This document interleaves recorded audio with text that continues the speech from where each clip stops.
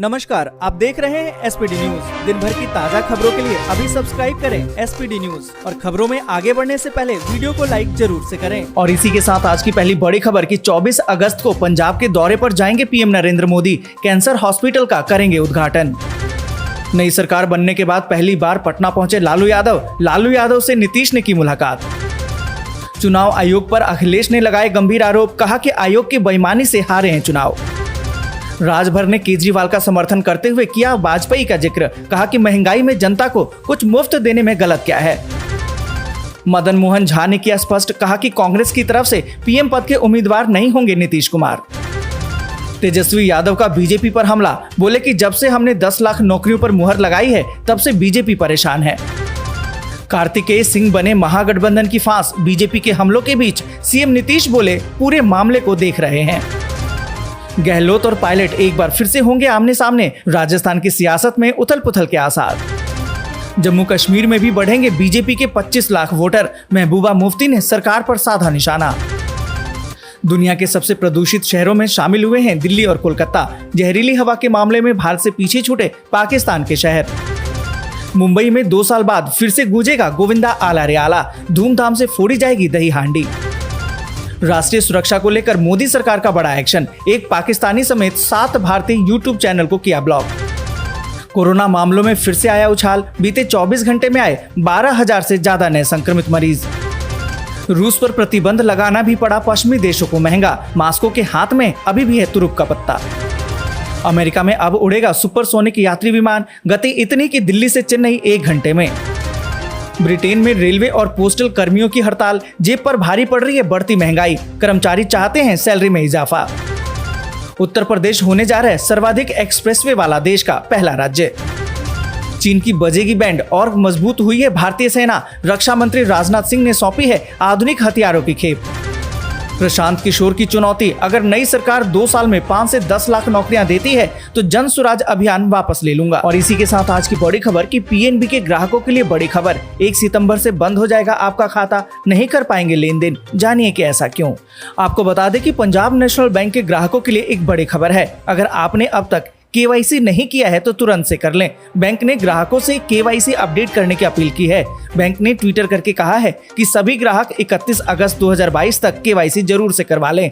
पिछले कई महीनों से बैंक अपने ग्राहकों से केवाईसी अपडेट करने की अपील कर रहा है। केवाईसी कराने से ग्राहकों का बैंक खाता एक्टिव रहेगा, वरना ग्राहक फंड ट्रांसफर नहीं कर पाएंगे।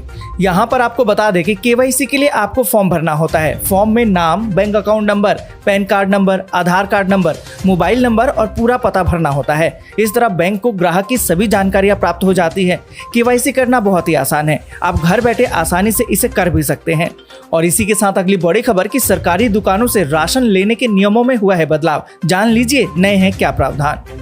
आपको बता दें कि राशन कार्ड के लाभार्थियों के लिए काम की खबर है।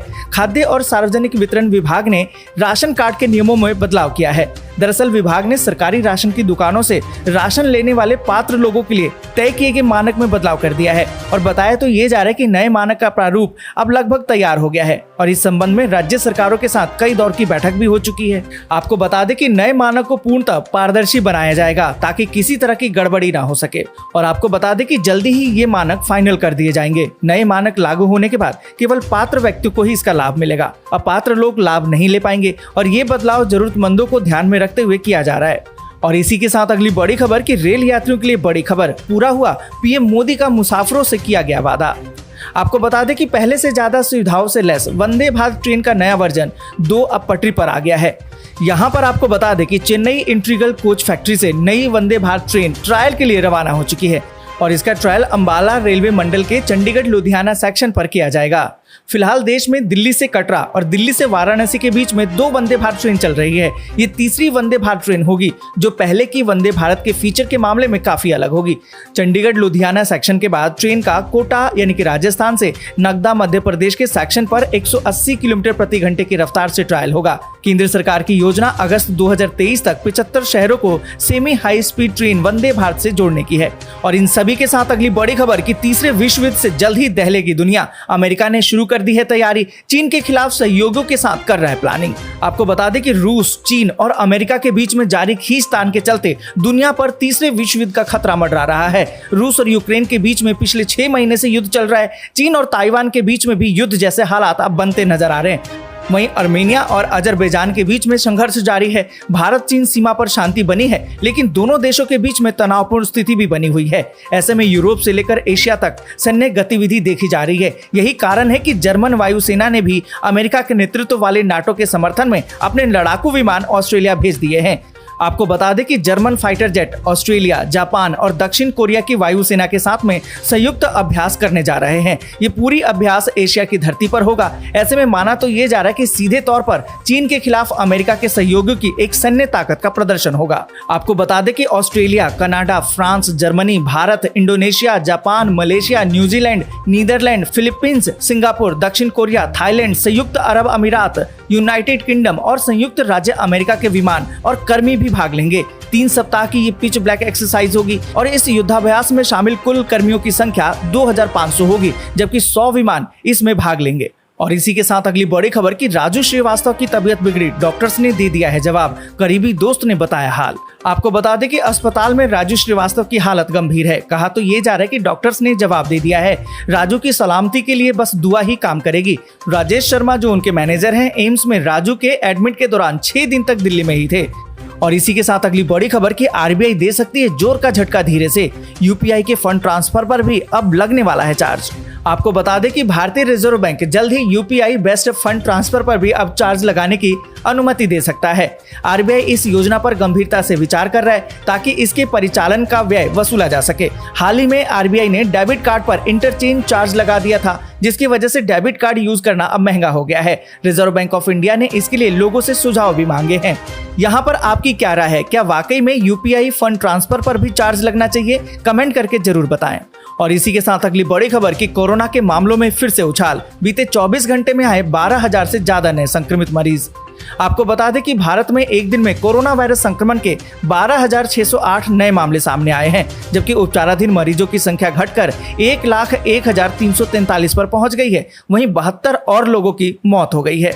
और इसी के साथ अगली बड़ी खबर कि रूस पर प्रतिबंध लगाना भी पड़ा पश्चिमी देशों को महंगा। जानिए कैसे मॉस्को के हाथ में है तुरुप का पत्ता। यहाँ पर आपको बता दें कि यूक्रेन पर रूस के हमले के बाद में अमेरिका और यूरोपीय देशों ने उस पर कई तरह के प्रतिबंध लगाए हैं। इन प्रतिबंधों का मकसद रूस की आर्थिक कमर तोड़ना है, लेकिन क्या पूरा यूरोप और अमेरिका अपने मकसद में कामयाब हो पाए हैं? ये सवाल इसलिए खास है क्योंकि प्रतिबंधों के बाद भी रूस के यूक्रेन पर हमले अभी ना तो रुक पाए हैं और ना ही उसमें कोई कमी आई है।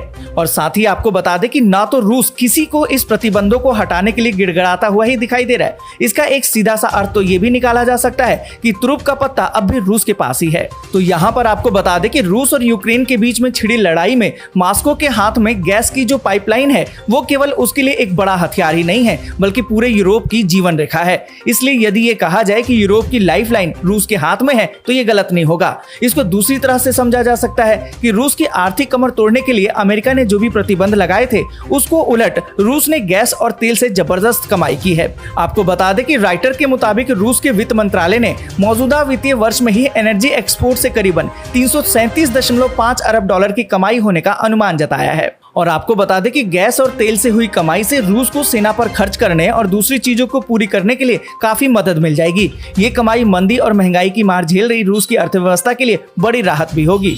और इसी के साथ अगली बड़ी खबर कि अफगानिस्तान में करीबन 3 करोड़ लोगों के सामने है रोटी का संकट, लाखों बच्चे कुपोषण के हैं शिकार। आपको बता दें कि अफगानिस्तान पर जब से तालिबान का कब्जा हुआ है तब से यहाँ के लोगों का जीवन लगातार खराब हो रहा है। आर्थिक रूप से पिछड़े इस देश में तालिबान ने लड़कियों के लिए पहले ही हाई स्कूल की पढ़ाई को बंद कर दिया है। रोजगार के साधन पहले ही न के बराबर थे। तालिबान के आने के बाद ये लगभग खत्म से हो गए हैं। तालिबान के आने के बाद से 1 साल के अंदर ही यहाँ कई रोजगार बंद हो गए हैं। इनमें खास तौर पर वे थे जिनमें सीधे तौर पर महिलाएं जुड़ी हुई थी। आपको बता दें कि संयुक्त राष्ट्र के मुताबिक यहाँ के लोग लगातार भूखमरी का आज के लिए बस यहीं तक। वीडियो आपको अच्छी लगी हो तो लाइक और शेयर जरूर कर